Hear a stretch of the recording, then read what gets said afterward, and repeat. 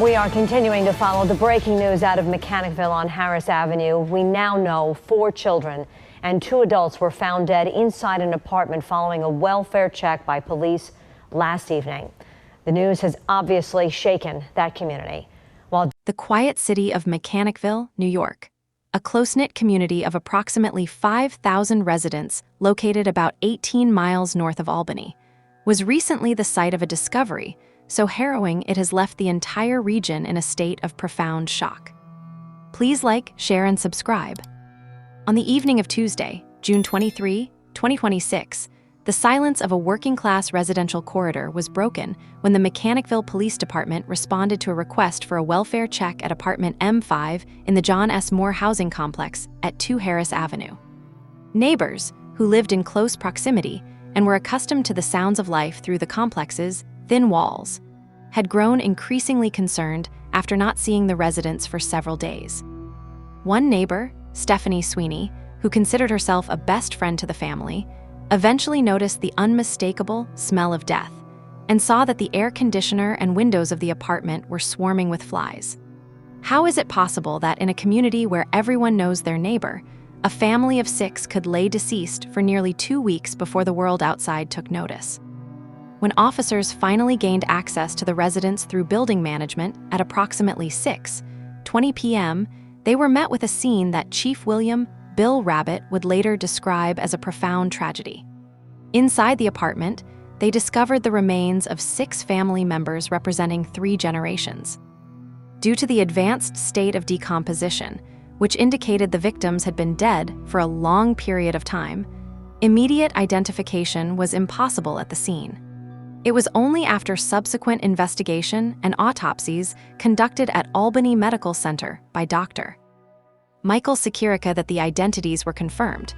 The victims were Amy Steadman, 64, her daughter Sarah Myers, 44, and Myers' 4 children, Harper Harmon, 13, Hudson Harmon, 11, and 10-year-old twins Gavin and Gracelynn Harmon. While the bodies were all recovered in Steadman's apartment, investigators noted that Sarah Myers and her children actually resided in a different unit within the same housing complex. What final, desperate circumstances brought this entire family together in a single apartment to meet such a catastrophic end? As the investigation transitioned into a criminal inquiry, the Mechanicville Police Department requested the assistance of the New York State Police Major Crimes Unit, the Bureau of Criminal Investigation, and the Forensic Investigations Unit. Good morning. Given the magnitude of this incident, the Mechanicville Police Department immediately requested assistance from New York State Police Major Crimes Unit, Bureau of Criminal Investigation, and Forensic Investigation Unit. Those resources responded immediately and have worked alongside our investigators throughout this entire case. On June 24, 2026, autopsies were conducted by Dr. Michael Sakirica at Albany Medical Center. During those examinations, it was determined that one of the children suffered fatal, sharp force injuries. At this time, however, the causes and manners of death for all 6 individuals remain pending additional investigation and toxicology testing. I will say that there is recovered evidence inside the apartment to indicate intentional poisoning, to include numerous prescription and over-the-counter medications. Preliminary evidence recovered from the scene began to paint a grim picture of intentional poisoning.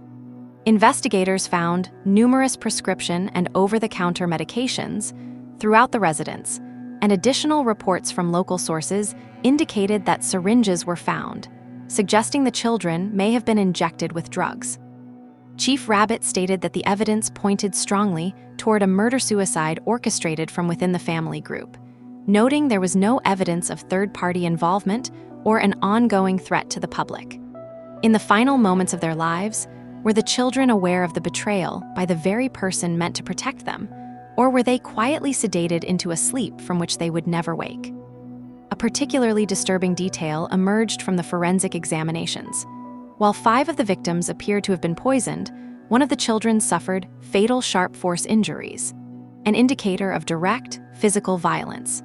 This anomaly in the method of death adds a layer of visceral horror to the event, suggesting that the quiet method of poisoning may have been interrupted by a more violent confrontation. Chief Rabbit has remained cautious, stating that the final cause and manner of death for each individual will not be certified until the completion of comprehensive toxicology testing, which can take several weeks. Did one child realize the danger and fight back, or did the grandmother resort to violence when her initial plan for a peaceful end failed? The search for a motive led investigators to a nasty and years-long custody battle involving the children's father, Brady Harmon, who resides in Salt Lake City, Utah. Harmon told local media that he had not seen his children in person since November 2019, claiming his ex-wife had consistently prevented him from having a relationship with them, allowing only occasional video calls.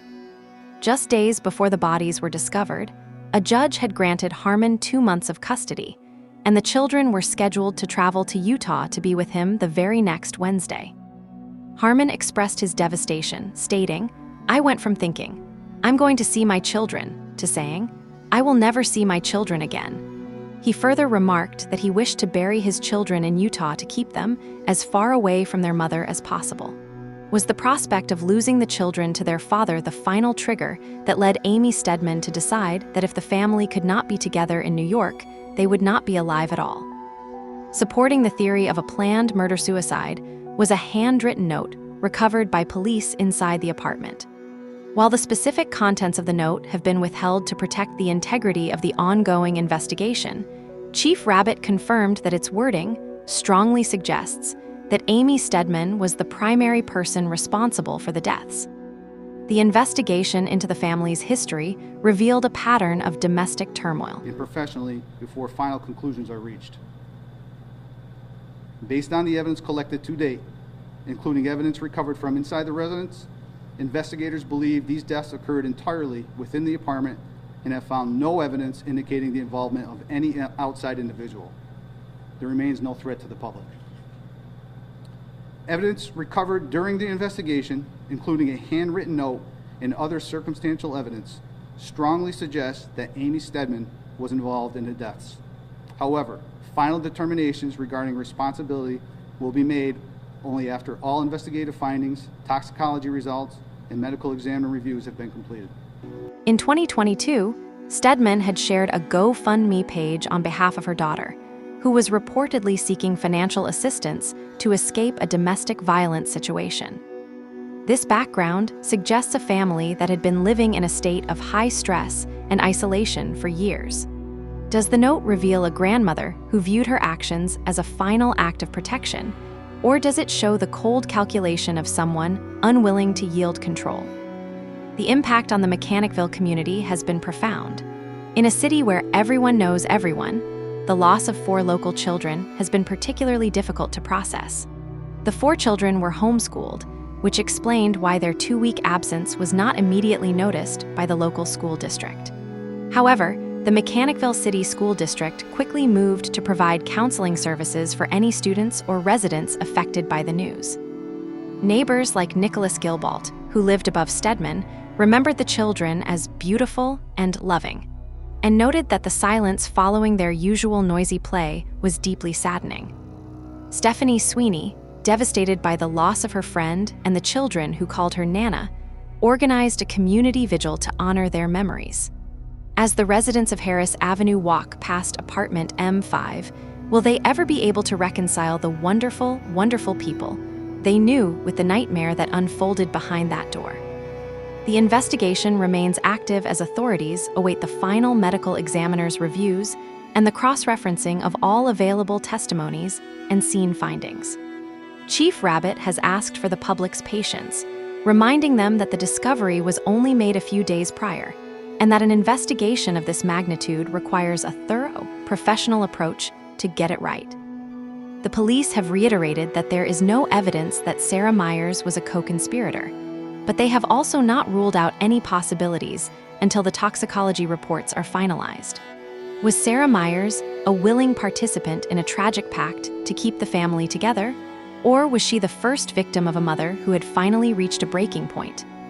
The tragedy has also raised broader questions across upstate New York about the effectiveness of welfare checks and the visibility of families who choose to homeschool. A welfare check is a basic tool used when relatives or friends stop hearing from a loved one. But as this case shows, the outcome can be devastating when the call is made too late. Experts and community leaders are now reflecting on whether social services are reaching families in crisis before they escalate to such a catastrophic endpoint. If the welfare check had been requested only a few days earlier, would these 4 children be preparing for a trip to Utah today instead of being the subject of a criminal investigation? For Brady Harmon, the finish line of a 7-year legal battle has turned into a lifelong nightmare. He described himself as being cut down just before he could reunite with his children. The community of Mechanicville is left to mourn a family that seemed, to the outside world, to be wonderful and fantastic. The apartment at 2 Harris Avenue now stands as a grim monument to a family's internal collapse, a place where syringes, prescription pills, and a final handwritten note tell a story of a grandmother's ultimate, fatal betrayal. When the final toxicology results are released, will they provide the closure the community seeks? Or will they only deepen the mystery of why Amy Steadman felt that death was the only escape for her family? As the city prepares for the upcoming vigil, the focus remains on the 4 young lives lost: Harper, Hudson, Gavin, and Gracelynn. Their names now join the tragic history of a small city that will never be quite the same. The Mechanicville Police Department continues to work alongside the New York State Police to ensure that every detail of those final 2 weeks is accounted for. From the last time the children were seen alive to the moment, the first officer stepped into the heavy silence of apartment M5. In the end, will the truth of what happened in that apartment be enough to heal a community, or will the traces of poison and the memory of the flies linger forever in the heart of Mechanicville? Thanks for watching. Please like, share, and subscribe.